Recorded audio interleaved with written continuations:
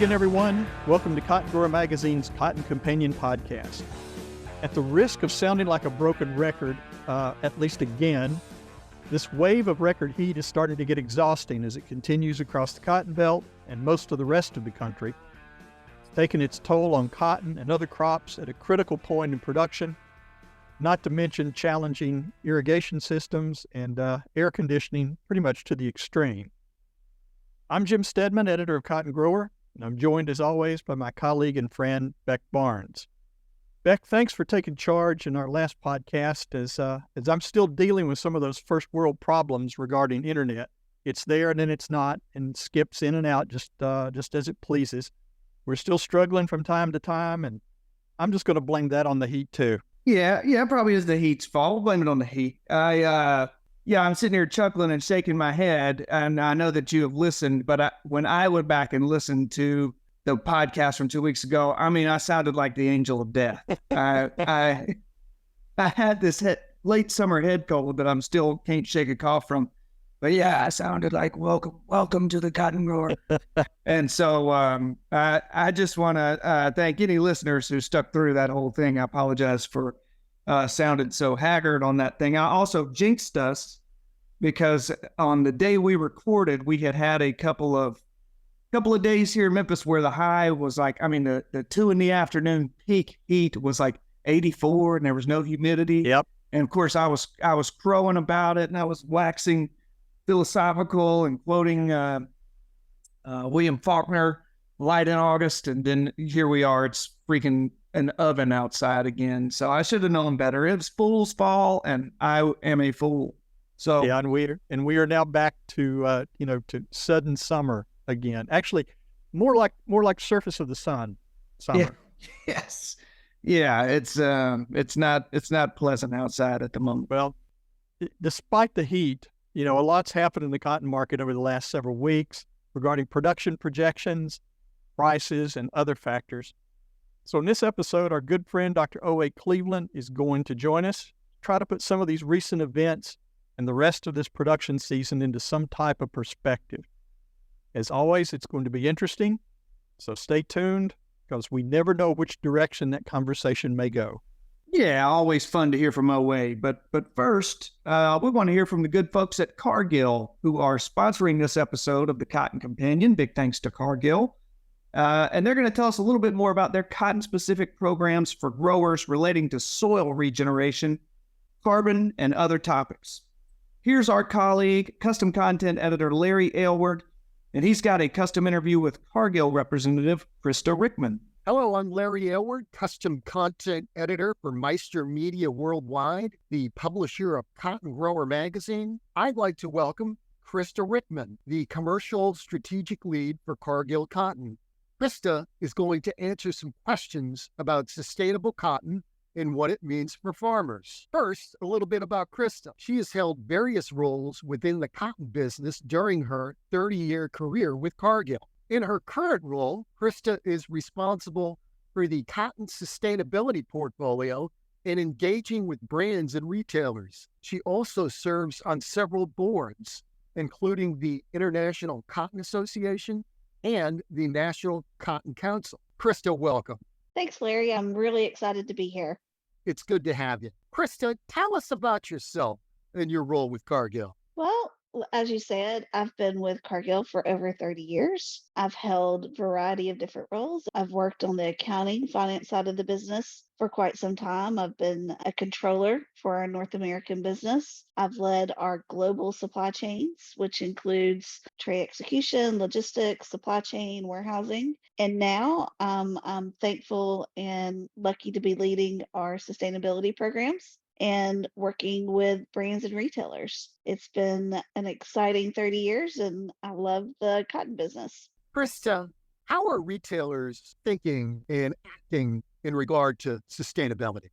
That's a great question. It really depends on where the retailers and brands are on their sustainability journey. However, most brands and retailers all have similar goals when it comes to sourcing raw materials in a responsible and sustainable manner. This is an area where we continue to see demand grow. Another area that's impacting brands and retailers is compliance. Recent legislation requires that brands and retailers have to understand their supply chain and where raw materials are being sourced. U.S. Customs and Borders require that importers have their supply chains mapped to ensure that items made from cotton grown in Xinjiang are not being imported back into the U.S. The ban of the Xinjiang cotton is due to forced labor issues, and this has really pushed brands and retailers to become aware of all the different companies and counterparties involved in their supply chain. Traceability within the supply chain is super important to brands and retailers. Nobody wants to have their goods stopped by customs under a withhold release order, or commonly referred to as a WRO. This is an area where Cargill can help provide traceability solutions that will assist brands and retailers with addressing those regulations from the US and future regulations from the EU. We can work directly with textile mills or even provide insights into fiber tracer technologies that help prove the origin. Krista, in our last podcast, we talked with a colleague of yours, Jared Jacobs, about regenerative agricultural practices in soil health. From the retailer and brand perspective, why is there interest in regenerative ag? We see brands investing in programs that encourage regenerative farming practices. Normally, these are types of pilots and they are extremely hard to scale. As Cargill, we can offer brands and retailers access to scalable programs because of the focus and importance that we place on that farmer relationship. Brands are interested in scaling regenerative ag practices because it allows them to make progress towards their own sustainable commitments. At Cargill, we can help scale and we can help brands and retailers be connected to the farm gate and to those farmers who are doing those practices. Krista, how can Cargill support brands and retailers in their sustainability journey? Another great question. Cargill can help provide supply chain solutions by connecting the farm gate to the consumer. We've got scalable solutions for traceability and sustainability. Cargill can help brands and retailers achieve their goals for sourcing cotton in a sustainable, traceable, and responsible manner. We are the connection between the farm and the brand. Our programs focus on the farmer and focus on rewarding the farmer for practices they are doing or wanting to adopt. We have a regeneratively sourced cotton program that's open to any farmer who wants to do or implement new practices. In addition to that, they can also stack that with other programs that are already available in the market, such as U.S. Cotton Trust Protocol or BCI. And those who are interested in environmental outcomes, such as carbon, we have Cargill Region Connect, which is a program that requires some additionality. Cargill is the connection from the farm to the shelf. Krista, thank you for taking the time to provide cotton growers with this pertinent information about regenerative agricultural practices. Thank you. It's been great to be here. I've enjoyed sharing Cargill's perspective on this. Well, thanks to Larry and Krista for sharing that information.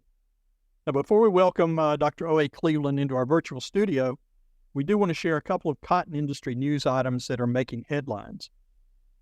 During its recent annual meeting, the Cotton Board reviewed and voted to recommend Cotton Incorporated's 2024 budget of $89 million for the Cotton Research and Promotion Program. That's a $2 million increase in 2023. So the board has approved that and sent it on to the Secretary of Agriculture for his final sign-off. During that meeting, the board also elected new officers to lead the organization over the coming year. Mark Nichols, who's a cotton producer from Altus, Oklahoma, was elected chairman of the board. He's joined in the leadership roles by Vice Chairman Akiko Inui. And I hope I pronounced that right. If I didn't, I apologize. Well done. He's an importer from New York City. Secretary will be Matt Famer, who's a producer from La Mesa, Texas. And treasurer is Rusty Darby, producer from Chester, South Carolina. So congratulations to those folks. And you have our appreciation for stepping up to serve the cotton industry this year. Yeah, absolutely, Jim. Take a quick look here at the most recent USDA crop progress numbers for cotton.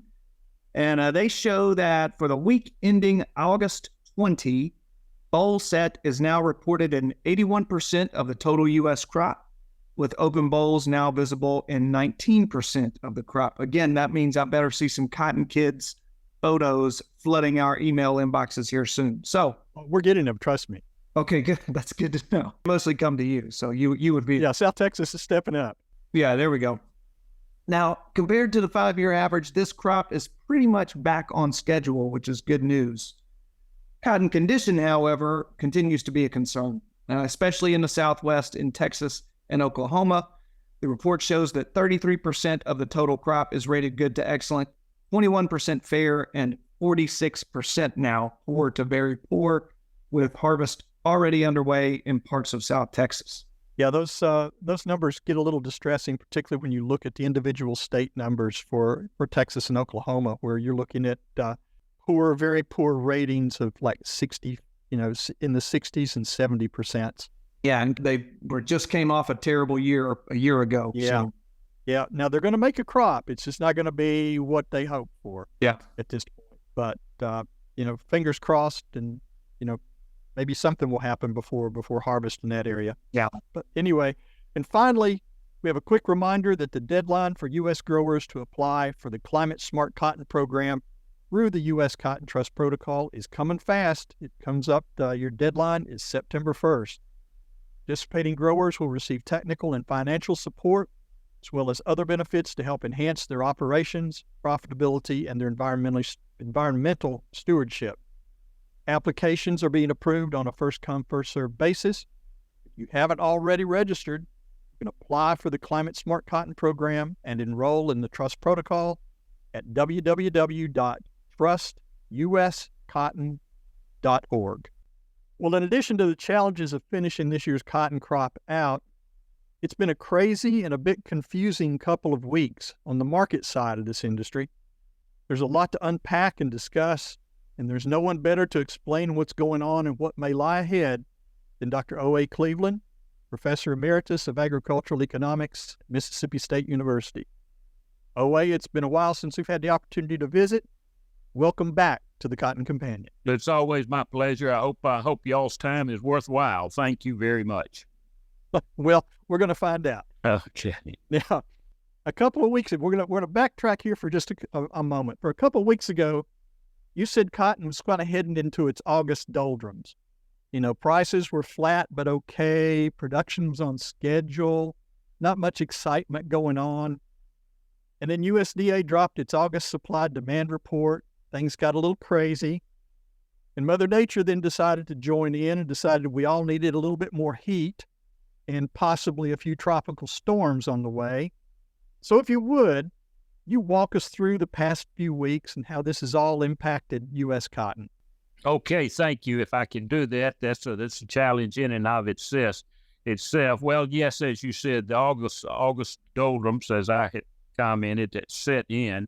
And as you said, the USDA World Supply Demand Report gave us a crop that was 2.5 million bales lower than their July estimate. Now, that was the largest single month drop on record based on an estimate that was not calculated via an on-farm survey, the statistical survey that runs from August through December. So just such a massive drop in 1 month. People commented, well, the market's going to be limit up today. Well, it was up 150, maybe 220, 30 points at one time, settled 150 in round numbers, points higher. And people were all set to say, okay, this market's going to take off now because USDA lowered the crop from 16.5 million bales down to 14 million bales. And they also lowered world carryover from, again, round numbers, from 94 million bales down to 91 million bales. A tremendous decrease in available supply. And the market on that report and on the week of that report had gained something like about 350 points. And the following week, as the numbers set in and people began to see that, yes, the crop is considerably smaller, yes, the world carryover is considerably smaller, the market said, wait a minute, we still have 91 million bales of cotton sitting in warehouses around the world or in the field based on what we think we will harvest. And we're not going to consume but about roughly 120 million bales. Consequently, we still have all the cotton we need, in a sense. And the market took back not only the 350, 325 points it gained that week, it took back some 430 from 450 points. So less than a week after that report came out, the market was down net. So what it's telling us time and time again, we see it every week, and I talk about myself being a broken record. Demand is just simply in the pits. Demand is bad. Demand is horrible. USDA increased world demand in that report, as I recall, 600,000 bales. And yet a number of us and people that know far more than I know about this are looking at each other saying, where are they getting this increased demand from? We're not finding it. Listen to the news media for whatever they want to say, but the U.S. economy and the world economy is still in deep trouble. There's still many problems. There's some good signs, but the net bad signs relative to cotton demand are very negative, remain negative. I have said for a long time that we should not expect an increase in cotton demand until March of 2024. And I commented this past week, well, wow, it may be July, August, September of 2024 before cotton demand comes back. So the market was just simply telling us, okay, it's a short supply, but folks, there's still a lot of cotton around. There's more cotton than we need coming for the 23-24 marketing season, which runs until July 31, 2024. So we just simply have a market that has all the cotton we need. Even if we take the U.S. crop down another 1 million bales, we might get a penny increase in New York prices. And typically, 10 years ago, if we took the crop down 1 million bales, we would see anywhere from a 5 to 7 cent increase in New York. That's just not the way it is now. We've worn out the phrase a global market, a global economy. But at the same time, we have cotton that competes extremely well with U.S. cotton in our major export markets. China now is buying a good bit of Brazilian cotton. They're buying more Australian cotton. Australia is very fine cotton, and it competes very well with us. Too well, actually, but Brazil is the main culprit, and we're losing market share to Brazil. But China still remains our number one market. We've rotated from Turkey to Vietnam to China as being the major U.S. market. But you take those three countries, throw in a little bit of Bangladesh, and you'll have the 4 largest consumers of the U.S. crop. They're still major consumers, but those major consumers are buying more and more of the Brazilian crop. So we're beginning to lose a little market share, and that's just something we have to be extremely cognizant of. Another reason why the market, even after this significant reduction in crop size, turned around and said, oh, it's giving you a big yawn. We're going back to the doldrums. We're just going to trade in this same trading range that we've been trading in since November of 2022. On the bottom side, we're pretty well supported about 82 cents. We could drop down to 80.79 on the very bottom side. Very well supported around 82, however.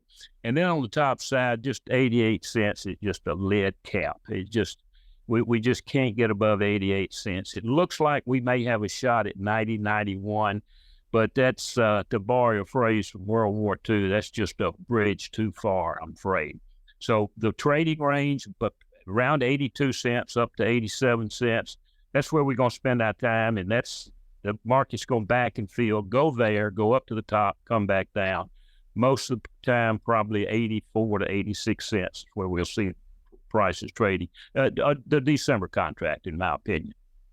So what are growers going to do as harvest nears and ginning season pops up?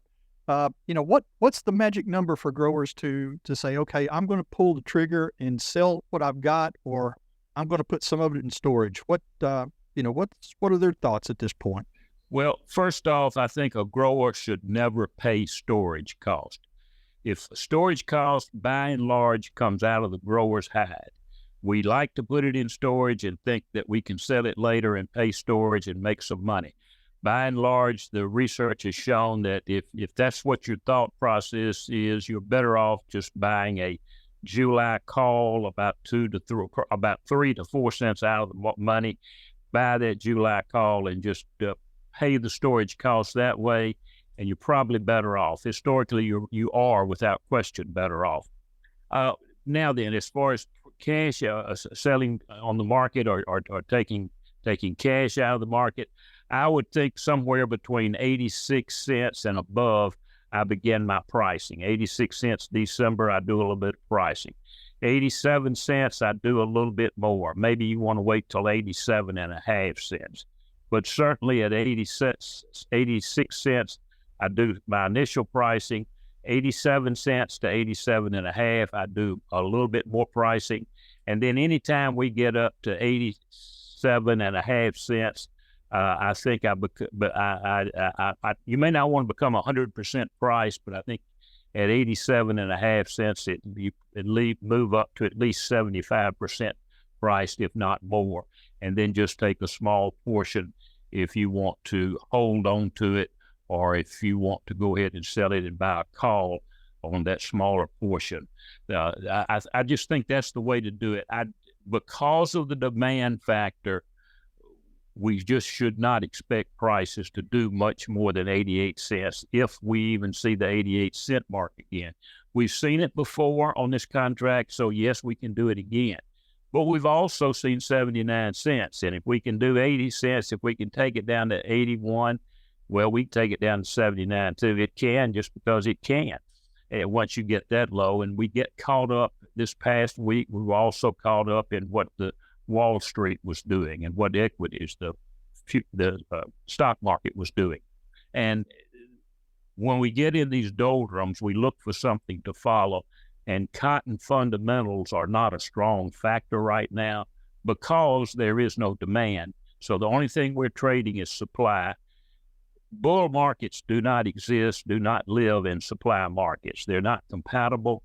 You just don't see them. So when we talk about going to 90, it's just such an outside change. And we just do not see any demand. We see China buying cotton. We're not seeing other countries buying much cotton.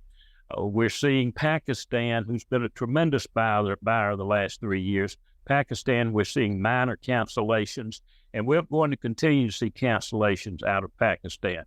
The late, great George Mullendorf said growing cotton in Pakistan is like growing cotton in a greenhouse. It's just absolutely perfect weather. Everything is perfect for growing cotton. And it is. They've just been hit by, they have very poor water control, floods, rivers, any kind of heavy rain just washes them out. And that's what we've seen the last 3 years. This year, they have a bumper crop coming, so consequently, it's taken them out of the export market. We're losing a major customer this year in Pakistan, so that takes that demand off the shelf. China's economy is as sloppy and as ugly as the U.S. economy is. There's no demand there. Consequently, while they're going to continue to import cotton, the Chinese government is using the cotton sector, the textile sector, to maintain the employment status during their economic woes. So they'll continue to import cotton. But you don't see Bangladesh increasing imports. They've cut back slightly. You don't see Taiwan. You don't see Vietnam increasing their exports. Everybody is just in a maintenance mode. Business remains very poor within the textile sector. Well, and I know, going back and talking about some of the competitive countries here, we know Australia, yes, has had a great crop this year, and it's 100% export market. Everything they produce goes on a ship somewhere. Brazil's has a crop going. It may not be quite what they were looking for, but they've still got a lot of cotton to ship. How much of that Brazilian crop is exported? I've heard a number, but it's been a while. A very fair question, and I have to be, in all honesty, that's kind of the way I have to say that. Now, they export most of their crop. Their crop is grown as an export crop. They have a small domestic industry, and it's small enough now that, and it's larger than it was. It had gotten down to just almost nothing, but it's come back a bit. But it's still, we have to view Brazil as a major export competitor. They grow that crop to export. They have improved their infrastructure, the transportation infrastructure out country. And additionally, what Brazil has done, they never had warehouses. Everything was stored outside.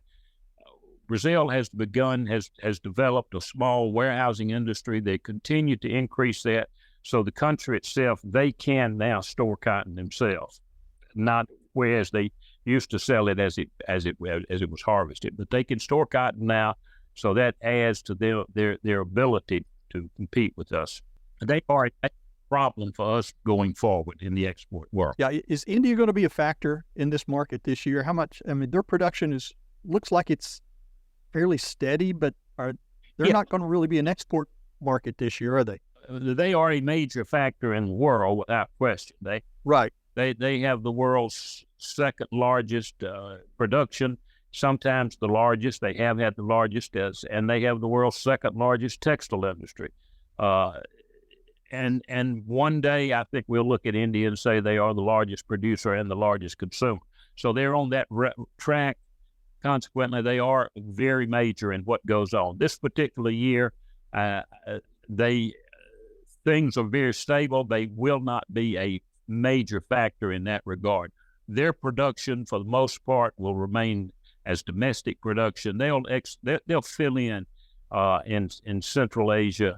They'll fill in Southeast Asia and in the Chinese markets. But by and large, it's going to be a domestic consumed crop.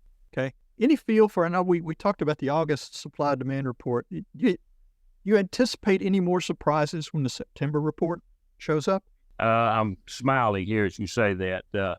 Certainly, the August report was a huge surprise to me. Again, USDA had never taken a bullet that size in its August report in history. Of course, I guess we have to say, maybe not in history, but near history, have we had such a horrible July and that gave us that August report. You remember when the report comes out, that this report came out the 11th or the 12th of August. It was based on conditions as of August 1. So when the September report comes out, it will be based on conditions as of September 1, which is 8-9 days away from now. So, we basically, what is set is kind of set already. We've got another week of growing conditions. I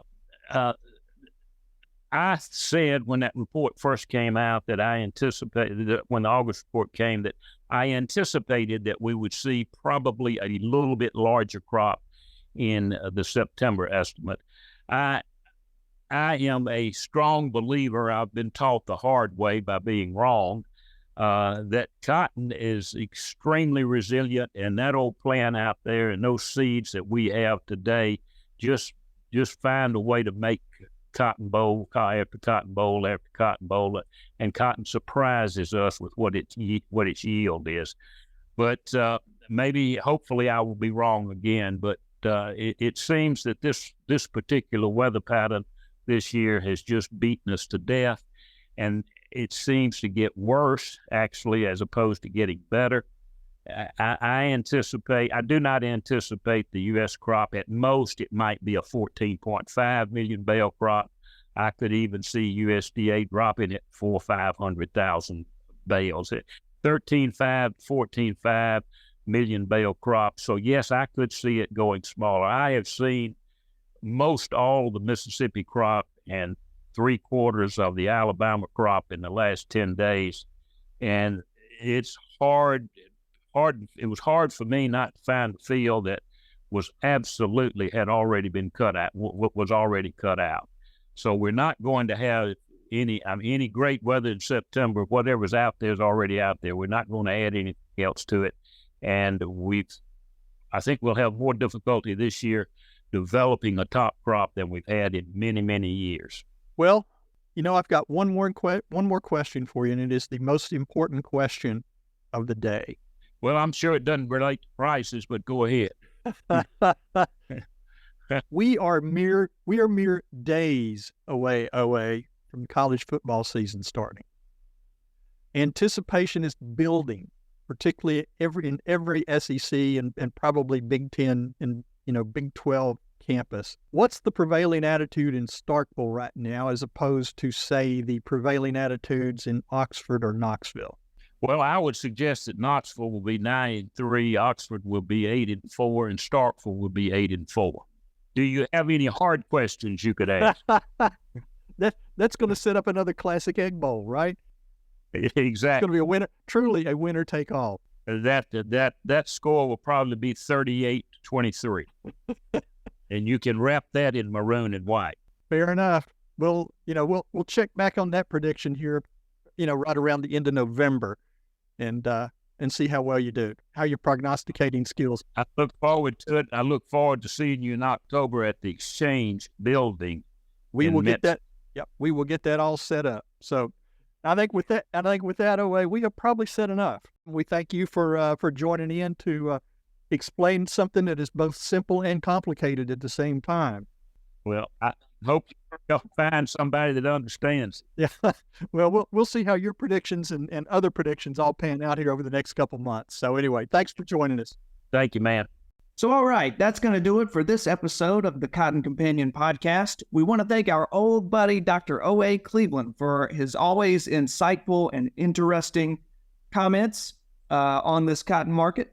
A big thanks, too, to Cargill for their participation and sponsorship of the Cotton Companion podcast. And as always, we want to send our sincere thank yous to you, our dear listeners, for joining us.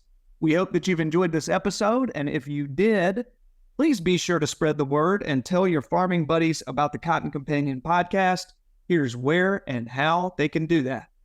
You can find the Cotton Companion in 3 easy ways. First, go to cottongrower.com/companion, or simply click the podcast tab at the top of the homepage. Second, subscribe to our channel on iTunes or wherever you find your podcasts these days. And 3, sign up for our weekly e-newsletter, the Cotton Grower e-News, that's delivered to your email inbox every Tuesday morning. You can do that by going to cottongrower.com/subscribe. Also, be sure to follow Cotton Grower on social media. We are at Cotton Grower Mag on Twitter, and on Facebook, you'll find us by searching for Cotton Grower Magazine. Cotton Companion podcast is produced twice monthly. Tyler Hatch and Kim Henderson, our talented colleagues at the world headquarters for Meister Media Worldwide in lovely Willoughby, Ohio. I'm Jim Stedman, he's Beck Barnes, and we'll be back with you in a few weeks with the next episode of the Cotton Companion. Until then, stay safe, but please stay cool. Yeah, he works and he works and he works and he works all day. God made a farmer. Yeah, he works and he works and he works and he works and he works all day. God made a farmer. Yeah, God bless